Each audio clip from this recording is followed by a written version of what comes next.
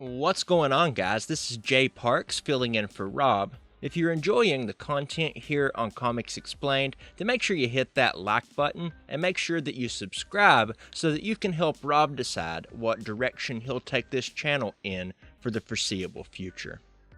Okay, so when Rob asked me to make a video for the channel, my first instinct was to find a great trade paperback and do a video on that one story. There are just two problems with that approach.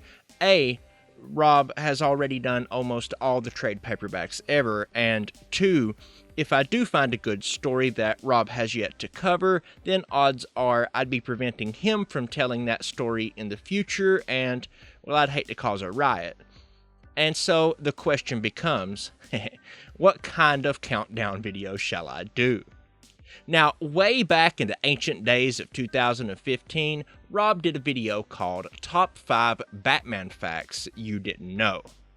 Now that seems like the sort of video I could continue on with without being burned at the stake, so today I'm going to bring you guys the Top 5 Superman Facts You Didn't Know, and if you'd like to see Rob finish out the Holy Trinity with a Top 5 Wonder Woman video, then let us know in the comments section down below. So, a little background on the Man of Steel. To quote me from the past, since the 1930s, the Big Blue Boy Scout has been gracing comic books, TV shows, and movies with his presence. Jerry Siegel and Joe Shuster created the character in 1933 as a villain bent on world domination. That was 5 years before his debut in DC Comics in 1938 as the hero. And with that out of the way, let's get the ball rolling with number 5, Superman's Strange Powers. So when it comes to the fans of this channel or other channels like it, it is not impossible to actually find 5 facts about Superman that you guys don't already know about. So there's some hyperbole in these sorts of videos, at least in the title. However, some of the powers Superman has had in the past are so strange and varied that I simply cannot leave them out.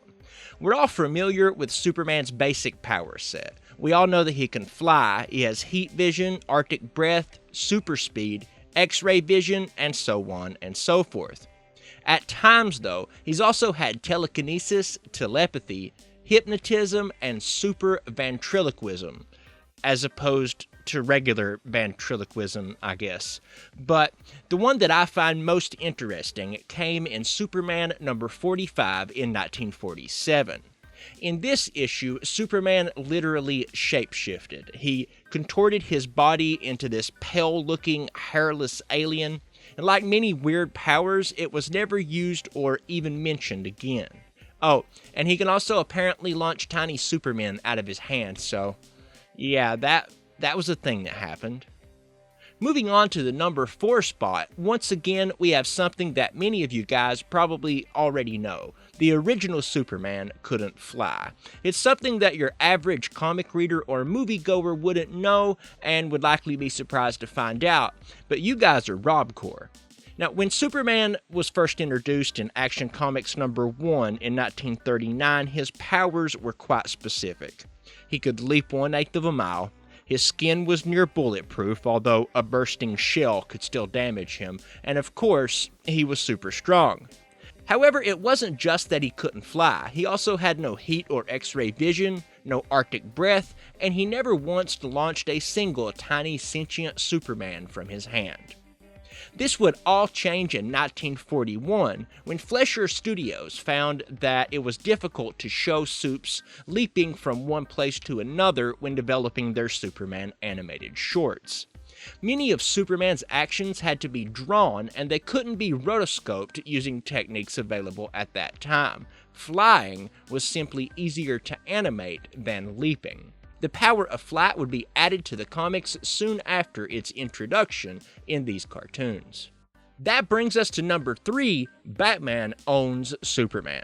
Now this one is short, but it's also really fun. Within the canon of DC Comics, Bruce Wayne is a billionaire. I'm sure that you're all just shocked by that incredible revelation. What you may not be aware of, though, is that Bruce Wayne bought the apartment building that Clark and Lois live in and gave them their apartment as a wedding gift. Check out that mullet. That is a grade A mullet. 10 out of 10.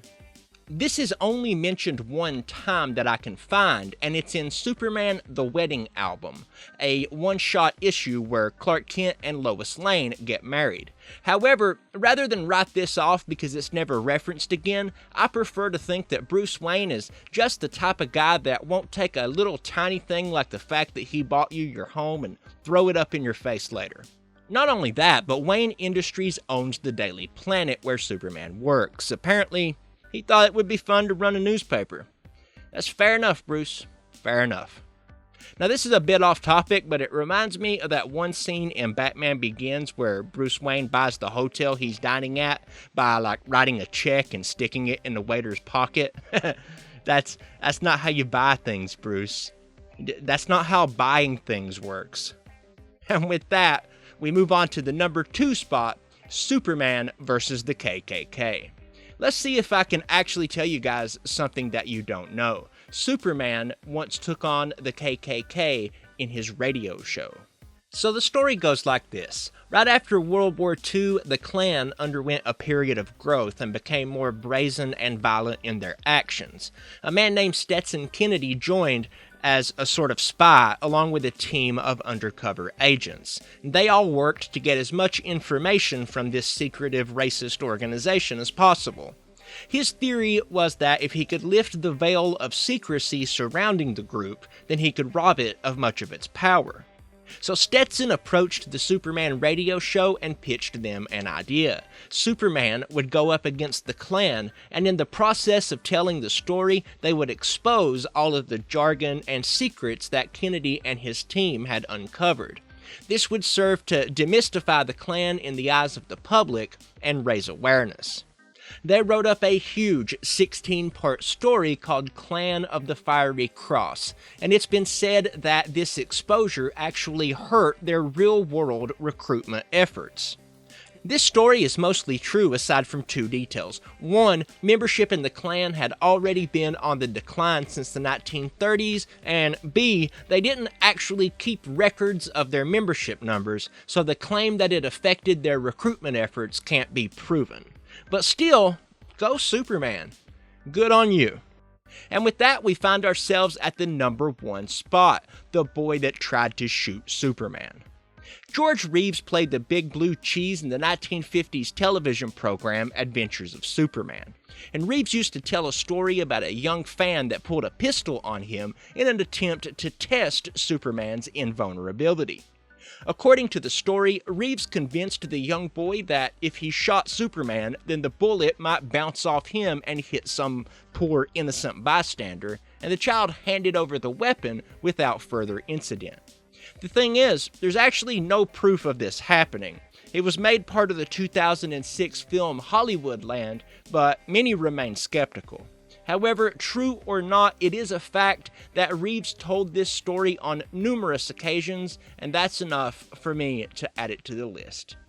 So there are 5 things about the Man of Steel that maybe you didn't know. If you guys are new here to Comics Explained, make sure that you guys hit the subscribe button to become part of the Rob Corps. And also, you can check out my comic book channel in the description below. I talk about comic book history and often try to relate it to philosophy.